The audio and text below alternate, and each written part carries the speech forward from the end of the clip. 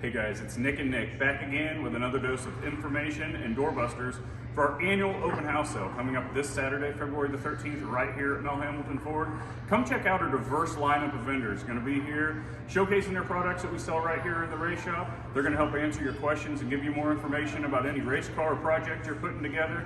Also, we're going to have a lot of racetracks here. All the local racetracks are going to be here, showcasing their schedules and their rules and information. They're also going to be giving away cool stuff like free admissions and pit passes, etc. And don't forget about all the awesome sales and doorbusters we're going to have. Here's another few examples. Nick, what do you got there? So as many of us know, KID will be strictly enforcing the diaper rule this year, not only to speed up racing, get us back on the track, but safety concerns. These will be on sale this weekend at Mel Hamilton Ford for $145.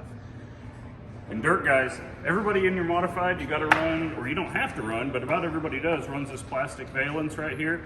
These are normally $75 now. We're going to have these on sale $62.50. We got all colors in stock.